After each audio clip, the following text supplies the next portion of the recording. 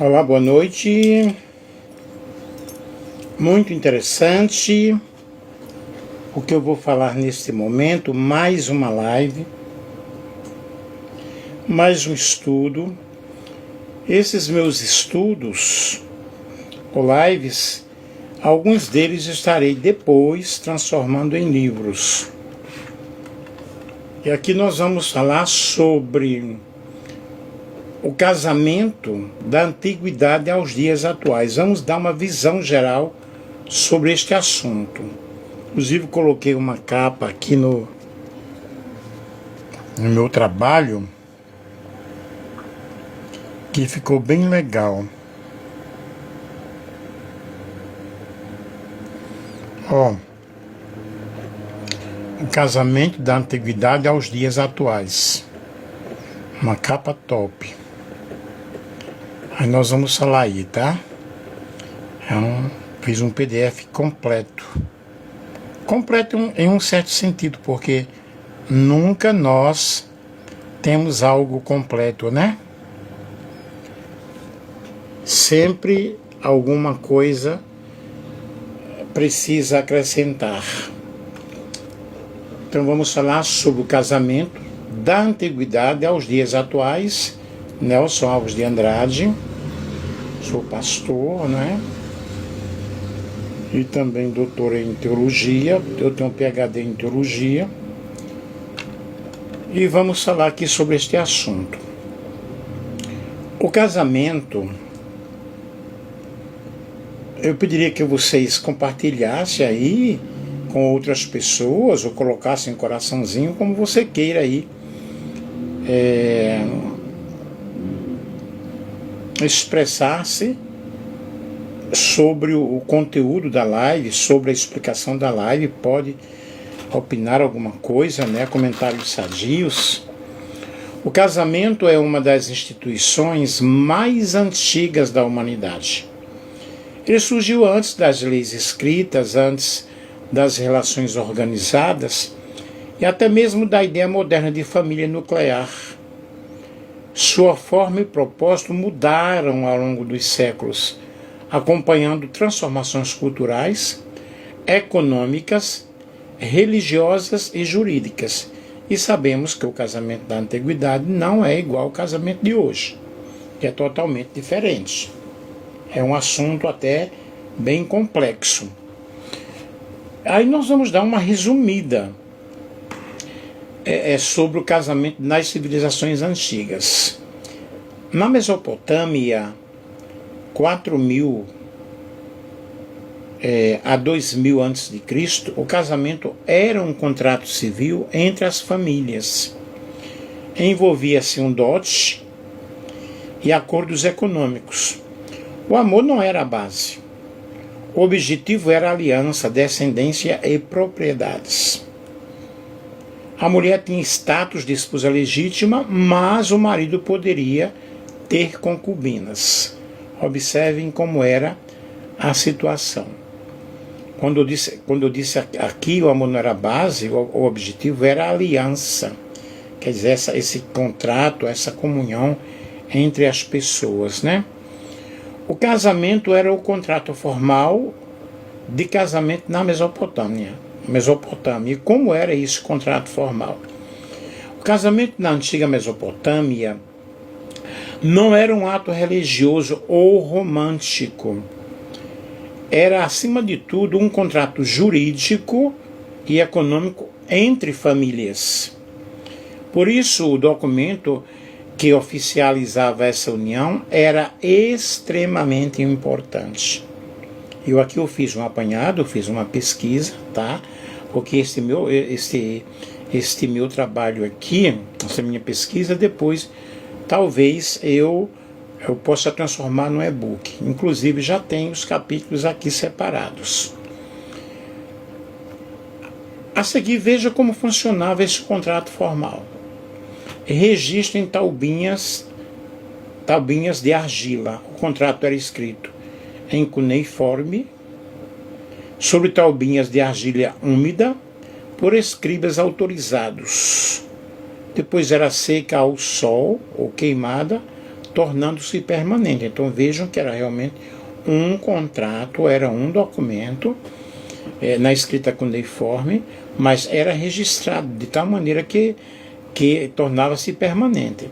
Essas taubinhas funcionavam como escrituras legais, assim como registros em cartórios hoje. E hoje você vai casar, você precisa ter um registro no cartório.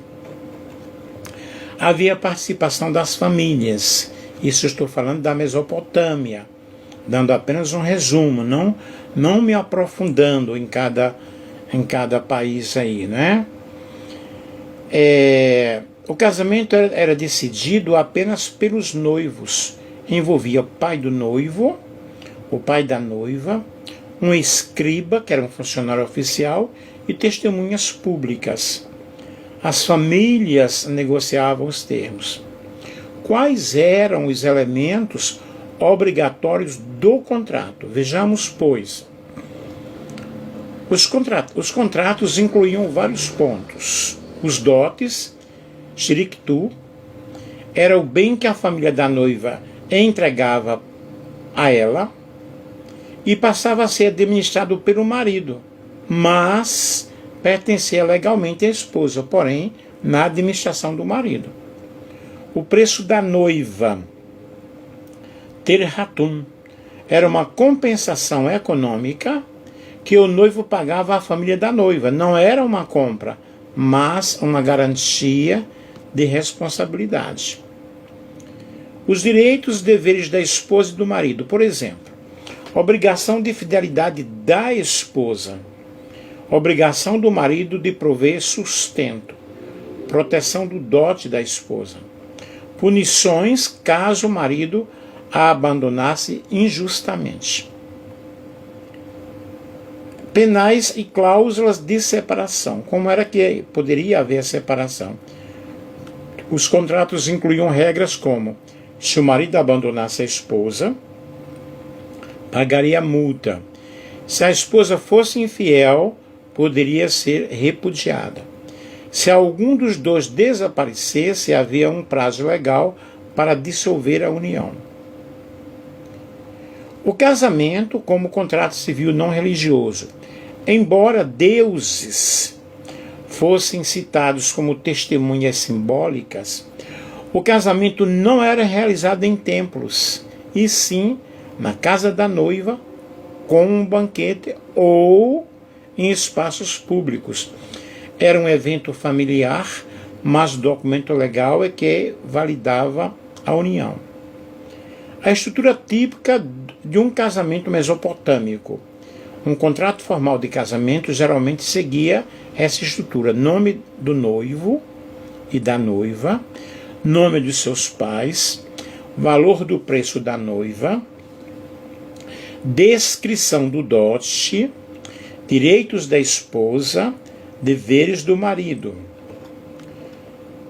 cláusulas de proteção caso houvesse divórcio ou morte, assinatura, sinais de pai da noiva, pai do noivo, testemunhas, escriba, selos impressos, pessoais impressos na argila. Alguns incluíam até lista de bens móveis, regras sobre filhos futuros e cláusulas sobre esterilidade. Aqui eu estou citando, não estou explicando cada item, cada ponto, é uma explicação muito rápida. Exemplo real simplificado baseado em taubinhas encontradas. Fulano toma Belchemi como esposa, ele entregou uma mina de prata como terhatun a seu pai. O dote que ela traz consistirá em roupas, joias e utensílios. Se fulano repudiá-la sem causa, devolverá o terhatun ao dobro. Se ela for infiel, será devolvida à casa do pai e perderá o dote. Assinado diante de testemunhas no 10º dia do mês X. Então esse formato aqui é comum nas taubinhas encontradas nas cidades como Ur, Larsa, Lagaste e Babilônia. Temos aqui um resumo fácil. O contrato de casamento na Mesopotâmia era, portanto, escrito em tabuinha de argila, registrava valores econômicos, dote e preço da noiva, estabelecia deveres, punições e direitos, firmados por testemunhas, considerado um documento civil e jurídico. Em outras palavras, era um contrato legal completo, semelhante a um documento notarial moderno. Quer dizer, semelhante não tanto, né? Porque o de hoje tem poucas coisas. Vejamos o Egito Antigo. Entre os povos antigos, o Egito possuía uma visão mais igualitária. Documentos mostram casamentos por afinidade e até por amor. Não havia cerimônias religiosas obrigatórias. Era um acordo reconhecido socialmente. Divórcios eram permitidos e documentados. Israel Antigo, no Antigo Testamento. O casamento tinha natureza religiosa, jurídica e comunitária. O objetivo principal, formar família e preservar a linhagem. O pai arranjava a união, era o pai que buscava a noiva, havia dote, festa e bênção. O amor romântico era secundário, embora presente em cantares. Era comum um casamento arranjado, poligamia em certos períodos, levirato, que era casar com a viúva do irmão. E o fundamento teológico, o casamento é visto como uma aliança. E o casamento no Antigo Testamento não era apenas uma união entre duas pessoas, mas um instituto social, religioso, jurídico e familiar, profundamente entrelaçado com a cultura hebraica e com as tradições do Antigo Oriente Próximo. Estudando aqui apenas algumas pinceladas, porque é um assunto muito vasto, é um assunto muito profundo. E a Bíblia apresenta o casamento como uma aliança, berit, um pacto de compromisso público, uma forma de continuidade familiar e um meio de preservação da herança e da identidade do povo de Deus. Por isso que não era permitido o casamento fora da comunidade de Israel.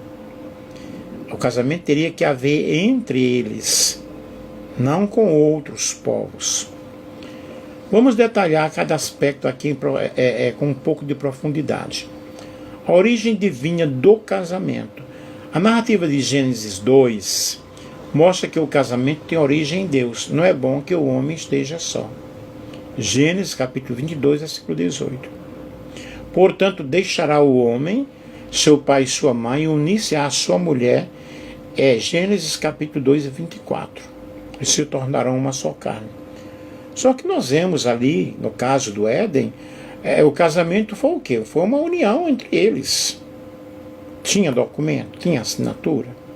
Uma união ali. E aqui temos os fundamentos: companheirismo, complementaridade, unidade, uma só carne e uma aliança permanente. Isso era o casamento, era e é o casamento na origem divina, na visão bíblica, que não pode nem haver dissolução.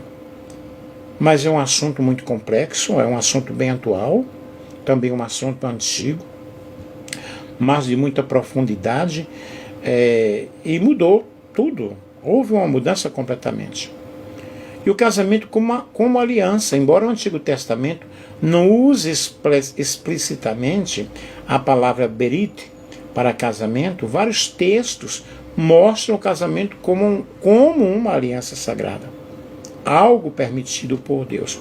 Malaquias 2,14, a mulher da tua mocidade é a tua companheira e mulher da tua aliança, isto é, aquele pacto que foi feito. Ou seja, o casamento é um pacto diante de Deus. Aí há muitas controvérsias sobre a pessoa viver junto e tal, não quero entrar aqui nesse detalhe. Tenho também a minha opinião particular, hoje eu penso totalmente diferente. Aí nós temos a família patriarcal. O casamento estava inserido no sistema patriarcal, onde o pai tinha autoridade sobre os filhos. Ele negociava o casamento. A família era a base social e econômica. Gente, realmente não é fácil, né? O pai escolher a esposa para o filho. Eu é que tenho que escolher, não meu pai ou minha mãe. O processo do casamento no Antigo Testamento, a escolha do cônjuge era feita pelo pai ou responsável da família, considerando alianças familiares, considerando status social, seguridade e continuidade. Aí nós vemos aí Abraão envia Eleazar para buscar esposa para Isaac. Gênesis capítulo 24. Tudo isso é questão de cultura, questão de povo, né? O preço da noiva é Mohá, ou Moá, M-O-H-A. Era comum pagar um valor ao pai da noiva, compensação pela saída dela da família, e garantia moral do noivo, símbolo de responsabilidade. Jacó pagou o Mohá com trabalho, 14 anos por Raquel. Gênesis capítulo 29, não é fácil, hein? O dote é Seri ou Nedunhá, era um presente dado à noiva, garantindo segurança financeira, propriedade pessoal em caso de viuvez ou divórcio. Quer dizer, era uma segurança, né? Ela estava assegurada com aquele dote. Ela teria que cuidar daquele dote. A cerimônia de compromisso, o noivado formal. O Kiddushim, que era o noivado, já era considerado juridicamente um casamento. E romper esse casamento, né, exigia uma carta de divórcio. O casamento consumado, a celebração incluía uma procissão, banquete de vários dias, Gênesis capítulo 29, versículo 22, Juízes capítulo 14, versículo 10, a entrada da tenda ou no novo lar. Então, mas era uma festa enorme, né? Havia os amigos do noivo, havia aquela procissão, todo aquele preparo. E a consumação da união. Funções do casamento no Antigo Testamento era continuidade da linhagem. Gerar filhos era fundamental. A mulher estéril era vista como desonra. 1 Samuel capítulo 1, Gênesis capítulo 30. Então a mulher ficava super triste, né? Porque ela não gerava filhos, ela teria que gerar filhos. A preservação da linhagem era vital para a herança e para a promessa messiânica. Então vejam, continuidade da linhagem e estabilidade social. O casamento estruturava propriedade, hérdos, né, herdeiros, né, propriedade, hérdos, economia, apoio familiar mútuo. E nós temos aí a proteção da mulher. Embora dentro do sistema patriarcal, o casamento dava proteção social, garantia provisão e impunha deveres ao marido. Êxodo capítulo 21, versículo 10 ao versículo 11. Tipos de casamento no Antigo Testamento. Aí nós temos o casamento monogâmico, modelo ideal desde Gênesis, Adão e Eva. Mas havia a poligamia, praticada por Abraão, por Jacó, por Davi, por Salomão, mas nunca apresentada como ideal. Sempre gera conflitos. Nós vemos Sara e Agar, o grande conflito aí que houve, Lia e Raquel, problema com várias esposas de Davi e Salomão, havia a poligamia, era permitido, né? E o levirato, lei que obrigava o irmão do falecido a casar com a viúva, para manter a linhagem e preservar a herança, como o caso clássico de Ruth e Boaz. O papel do marido e da esposa. O marido era o provedor, defensor, o líder familiar e o responsável pela casa e herança.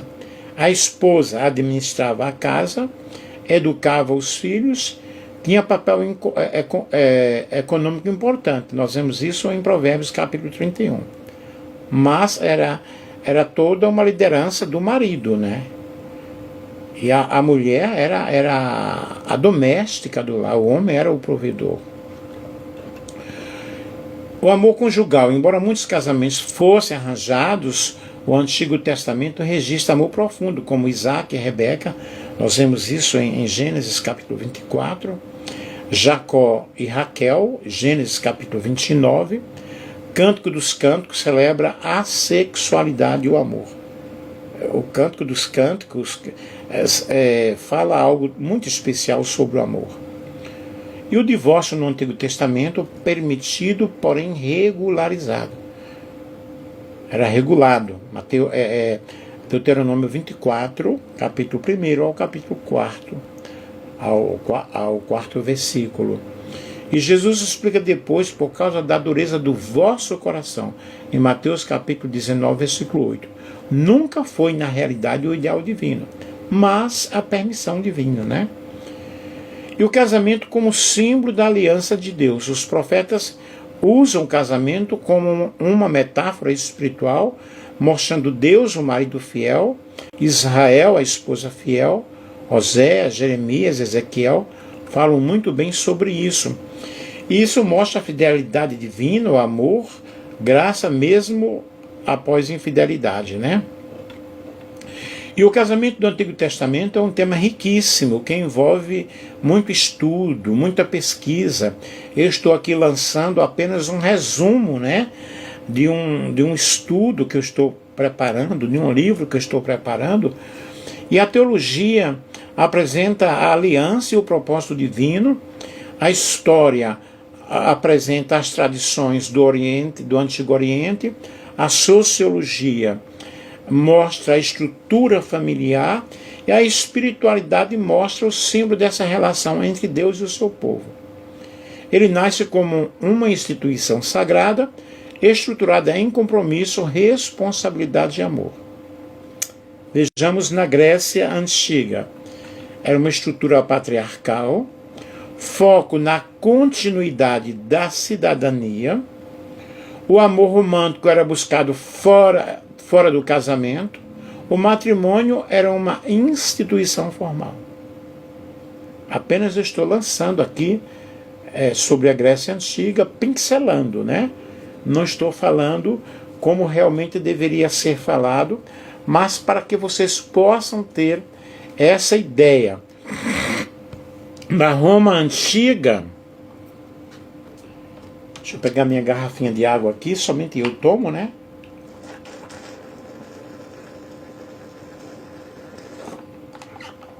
A Roma Antiga foi uma das sociedades que mais moldou o casamento moderno.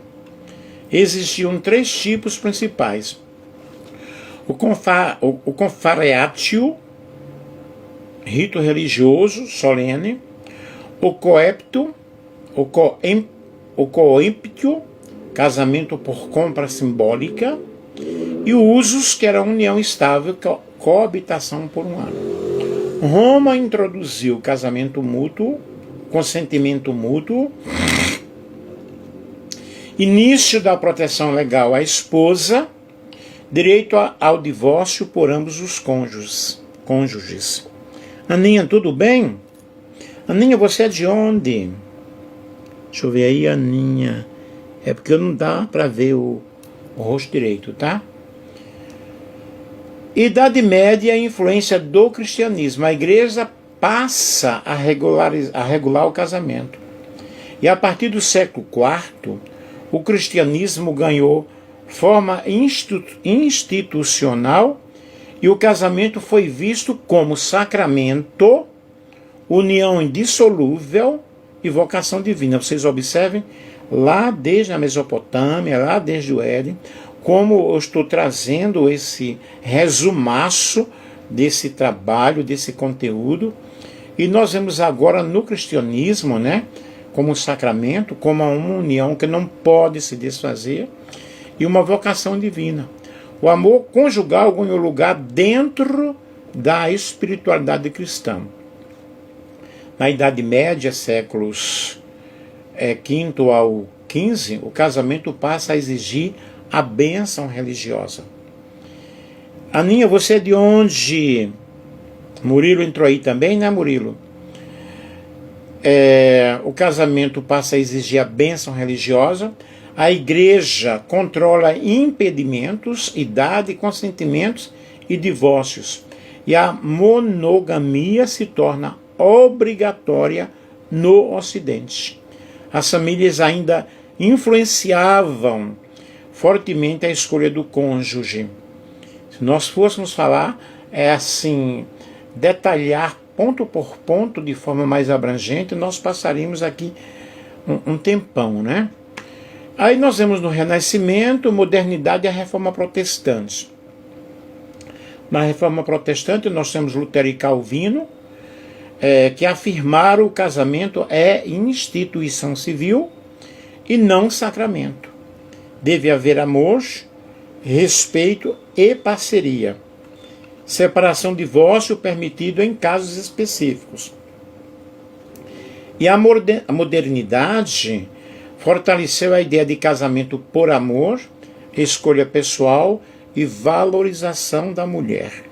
Eu sou professor de língua portuguesa e literatura, né? Em literatura nós ensinamos a literatura brasileira e nós vimos assim, estudamos muito de acordo com os períodos da literatura brasileira, nós vamos observar como eram realizados os casamentos e se eram por amor, se não era por amor, é um problemaço, né? Então, observe que essa situação não é uma situação de hoje, é uma situação que já vem de muito tempo.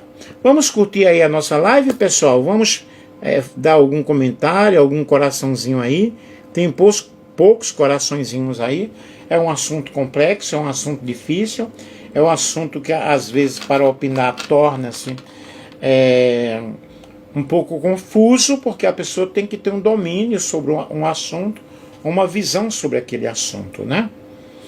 Do século XIX ao início do século XX, nós vemos aí a Revolução Industrial, mudança da família rural para a urbana, as coisas já vão mudando completamente, já vão tomando outro rumo, tomando outro sentido. O casamento passa a ser mais baseado em companheirismo, papéis de gênero ficam mais definidos, homem provedor, mulher dona de casa. E nós vemos, quando você estuda realmente os períodos literários, como eu já citei aqui, dentro da literatura, não somente brasileira, mas dentro da literatura inglesa ou norte-americana, dentro da literatura de cada país, né? Eu tenho licenciatura em letras e português e inglês, e nós estudamos muitos casos, muitos livros que falavam sobre esses assuntos. O casamento nos dias atuais. Transformações contemporâneas. Hoje o casamento é marcado por escolha individual, isto é, você escolhe a tua esposa, o teu esposo, ou vivem juntos, ou assinam um papel, ou fazem um contrato, né, ou vão ao cartório oficializar aquele casamento. Expectativa de felicidade e realização pessoal. Todos casam nessa expectativa, quem casa, né, ou quem vive junto. Eu hoje sou viúvo, faz 6 anos que eu sou viúvo, e eu vivi 39 anos com a minha esposa, graças a Deus, e foi bom enquanto durou, né? Deus a recolheu. E esse casamento de hoje é uma parceria, deve envolver uma parceria emocional, igualdade de direitos entre homem e mulher, redução de casamentos arranjados, porque a pessoa escolhe, né? Agora vocês vejam, mesmo a pessoa escolhendo o seu parceiro, a sua parceira, quantas separações e quantos divórcios. E logo no início do nosso estudo, nós falamos que o pai escolhia a esposa para o filho, né? É bem complicado. E as sociedades modernas, elas permitem o casamento civil, o casamento religioso. Antes, as pessoas que viviam casadas civilmente eram consideradas amasiadas, porque tinham que casar somente na igreja, né? Meus pais, eles eram casados civilmente. Não, deixa eu ver. Meus pais eram casados apenas na igreja. Para eles se batizarem na igreja adventista do sétimo dia, em 1970, eles tiveram que casar no civil. Hoje tem a união estável, o casamento igualitário em vários países, e os desafios contemporâneos. Depois eu vou falar aqui mais alguma coisa sobre o casamento de hoje. Os desafios contemporâneos é um individualismo crescente, conflitos sobre papéis conjugais. Hoje o homem trabalha, a mulher trabalha. A instabilidade emocional em ambos é notória. Casamentos tardios, o aumento de divórcio extrapolou mesmo dentro das igrejas que não permitiam o divórcio. Hoje existem muitas pessoas divorciadas. E os elementos essenciais para o casamento atual, ou em qualquer época, o diálogo, comunicação, o vínculo emocional saudável, parceria financeira e administrativa, visão espiritual e valores compartilhados, propósito de vida em comum. Gente, se as coisas elas acontecem num companheirismo, no amor, num vínculo emocional, numa estrutura financeira, administrativa legal, tendo Deus em primeiro lugar, é claro que esse casamento vai perdurar. Porém, o que nós vemos hoje, as pessoas se casam com tão pouco tempo e com tão pouco tempo se separam, né? E a perspectiva bíblica atual, mesmo com mudanças sociais, o modelo bíblico ele continua como princípios centrais, a monogamia, muito embora que lá no Velho Testamento, no Antigo Testamento, nós citamos aqui a poligamia, né? Mas, como estou falando, dependendo de cultura e cultura. Aliança e compromisso, o amor sacrificial, Efésios 5:25, que o esposo deve amar a igreja, deve amar a esposa como Cristo amou a igreja, que se sacrificou por ela. Mas nós não vemos isso, gente. Na realidade, isso não existe. Está lá na Bíblia para acontecer, mas não acontece. Mútua submissão e respeito, Efésios capítulo 5:21, e a família como um projeto de Deus. Na realidade, o projeto de Deus é uma família estruturada, com filhos estruturados. Mas, infelizmente, os valores mudaram, as coisas mudaram, e isso não acontece mais. Muito pouco. A perspectiva bíblica no Antigo Testamento e Novo, na Bíblia, tanto no Antigo como no Novo Testamento, o casamento é sempre descrito como a união entre homem e mulher. E isso na perspectiva bíblica, com o propósito de família, aliança e continuidade de vida. Quando nós vamos para a Bíblia diz que Deus fez macho e fêmea, né? E para o casamento. Em Gênesis, o padrão apresentado é: deixará o homem seu pai e sua mãe e unir-se-á a sua mulher. Gênesis capítulo 2, versículo 24. Em todo o Antigo e Novo Testamento não existem relações homoafetivas no mundo antigo. Elas existiam em várias culturas, mas não faziam parte da estrutura matrimonial bíblica. Eu já fiz lives sobre isso, tá? Que sempre realmente existiu a homoafetividade, sempre existiu. Nunca deixou de existir, desde que o mundo foi mundo. Porém, dentro da perspectiva bíblica, o casamento é entre homem e mulher. Aí nós temos aqui a história antiga fora de Israel. Muitas civilizações antigas toleravam e registraram relações entre pessoas do mesmo sexo. Na Grécia Antiga, em Roma, algumas regiões da Mesopotâmia. Mas, nesses povos, o que chamavam de união não equivalia ao casamento como instituição familiar, herança ou pacto jurídico. Era uma relação social, cultural, não um casamento formal como os de hoje. Entenda o que eu estou falando. O casamento entre pessoas do mesmo sexo na sociedade atual. Hoje, em muitos países, existe o casamento civil igualitário reconhecido por lei. Isso acontece por razões sociais, jurídicas, humanitárias, direitos civis, igualdade diante da lei. O objetivo moderno não é religioso, mas civil. Ou seja, o Estado estabelece direitos e deveres iguais para qualquer casal. Seja homem com mulher, mulher com mulher, homem com homem. No Brasil, por exemplo, o STF reconhece desde 2011 a união estável entre pessoas do mesmo sexo.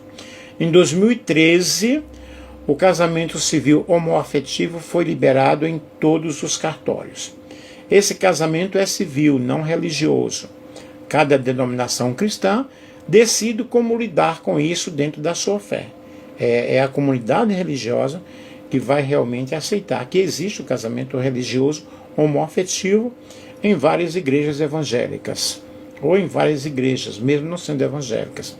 O casamento civil moderno inclui união entre pessoas do mesmo sexo. Eles não significam a mesma coisa. O tipo de casamento bíblico, nós vemos aí a revelação e tradição judaico-cristã, a finalidade era uma aliança espiritual, família, e o reconhecimento era a comunidade religiosa. No civil moderno, as leis do Estado, base as leis do Estado, a finalidade de direito, proteção jurídica, igualdade civil e reconhecido em cartório e Estado. Diferença entre o casamento bíblico e o casamento contemporâneo. O conceito de casamento mudou muito ao longo dos séculos, como vocês puderam observar aqui nessa minha fala, e a seguir apresenta as diferenças essenciais nos aspectos teológicos, sociais, jurídicos, culturais e emocionais. Fundamento e propósito: o casamento bíblico baseado em aliança, não em contrato. Propósito principal era a formação da família, continuidade da linhagem, compromisso espiritual e revelar a união de Deus com o seu povo. Antigo Testamento e Cristo como a igreja no Novo Testamento, aí nós vemos essa metáfora muito grande. O casamento contemporâneo, nós temos aí baseado em contrato civil e direitos legais. Propósitos variam conforme a cultura, o companheirismo, o afeto romântico, a estabilidade emocional, a realização pessoal, e é visto como uma instituição social regulada pelo Estado. A composição do casal no casamento bíblico, homem e mulher. A estrutura complementar é parte da teologia da criação baseada em Gênesis, capítulo 1 ao capítulo 2. O casamento contemporâneo é o casamento entre homem e mulher, entre pessoas do mesmo sexo, em vários países, no Brasil, no civil, e a lógica é a igualdade de direitos civis, não base religiosa. A natureza jurídica do casamento bíblico validade jurídica dentro da comunidade de Israel, que envolvia o dote, o que nós falamos no início, contratos familiares, testemunhas, regras para divórcio segundo a lei mosaica. No casamento contemporâneo, nós temos o reconhecido pelo Estado, regido pelo Código Civil, que envolve regime de bens, registro civil, direito de herança, pensão, adoção, etc. Aí nós temos aí o romantismo e emoção. Gente, o casamento bíblico, o amor, não era a base inicial. Interessante, né? Os casamentos eram arranjados pela família. Não havia amor, gente. Não havia amor, era sexo. O amor poderia surgir depois, como Jacó e Raquel, mas não era o critério principal. Aí você vai dizer, isso está correto? Alguém vai dizer, não, está correto porque está na Bíblia. Me poupe, né? Casamento contemporâneo, o amor romântico é a base da escolha. As pessoas escolhem com quem querem casar. Tranquilo. A autonomia individual é central. Papéis de gênero no casamento bíblico havia uma estrutura patriarcal. O marido era o líder, era o chefe, era o mandão da casa. A esposa cuidava do lar e dos filhos. A mulher tinha direitos, mas dentro de limites culturais da época. O casamento contemporâneo, nós temos uma estrutura igualitária na teoria, divisão de tarefas negociada pelo casal, igualdade de direitos civis, a mulher tem plena autonomia jurídica. Aí nós vemos aí o divórcio, o casamento bíblico permitido com restrições. Dependia de normas religiosas e jurídicas. Era mais controlado e menos frequente. Não acontecia tanto quanto acontece hoje. Tanto como acontece hoje, né? E o casamento contemporâneo, muito mais comum, pode ocorrer por incompatibilidade, por consenso, sem vínculo religioso, e o Estado regula os termos do divórcio. Filhos e fertilidade. Casamento bíblico, ter filhos era essencial. A fertilidade estava ligada à bênção de Deus. A ausência de filhos era motivo de grande preocupação e, às vezes, poligamia. Sara e Agar, por exemplo, né? E no casamento contemporâneo, o casamento é uma escolha. A pessoa já casa dizendo, eu quero tantos filhos ou não quero ter filhos, né? Muitos casais optam por não ter filhos. A fertilidade não define o valor familiar. E o alcance espiritual do casamento bíblico, o casamento tem um significado espiritual, símbolo da aliança, compromisso diante de Deus. O casamento contemporâneo, a união civil, não tem significado religioso. A vida espiritual depende da fé individual de cada pessoa, de cada um. Pode haver casamento religioso, mas não é obrigatório.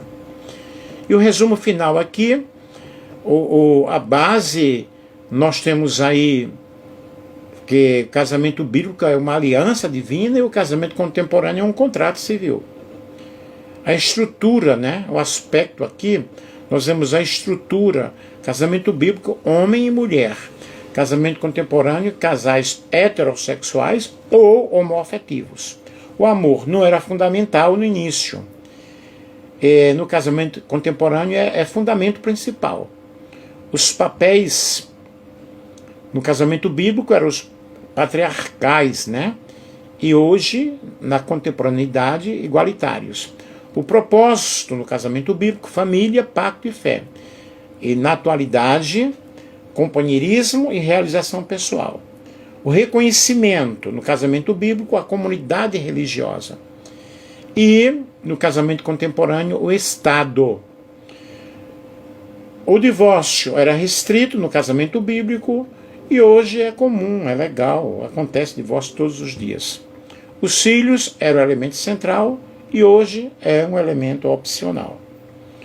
Conclusão, o casamento evoluiu de contrato entre famílias, a sacramento religioso, a união de companheirismo por amor, a parceria emocional e espiritual na sociedade moderna.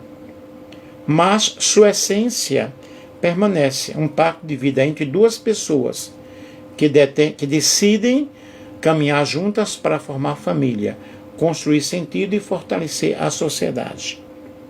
Quer dizer, no caso aqui, né, é esse aspecto cristão, um pacto familiar entre duas pessoas, no caso homem e mulher, que decidem caminhar juntos para formar família, ter filhos. Porém, no contexto atual, é um pacto entre duas pessoas que decidem caminhar juntas. Pode ser homem com homem ou mulher com mulher. E aí, gente, eu estou preparando, eu devo transformar isso em um livro mais para o futuro, estou pesquisando, estou vendo. A esses itens, é claro que serão ampliados, mas aqui eu fiz um apanhado geral, eu fiz um resumo geral.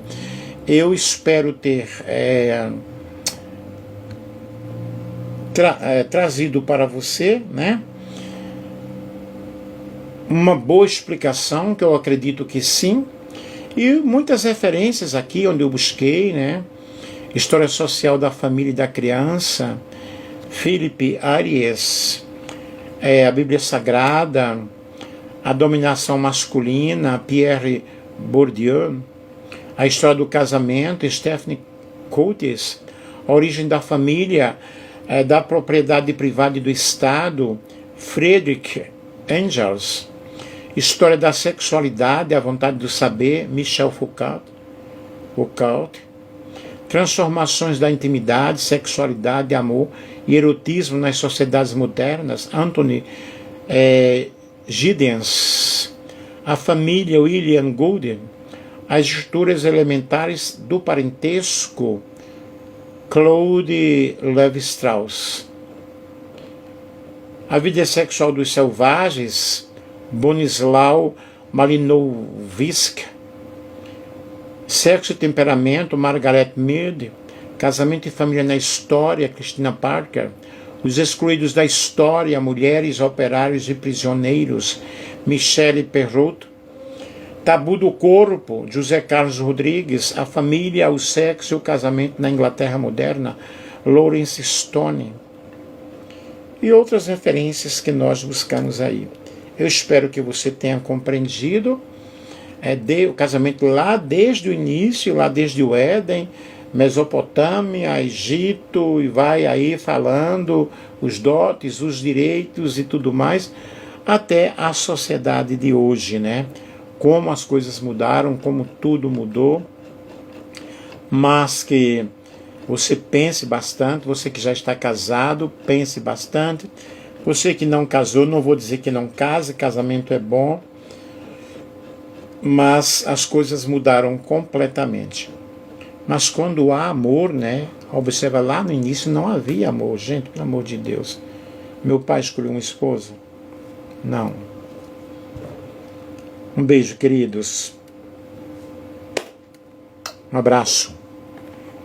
Grande abraço.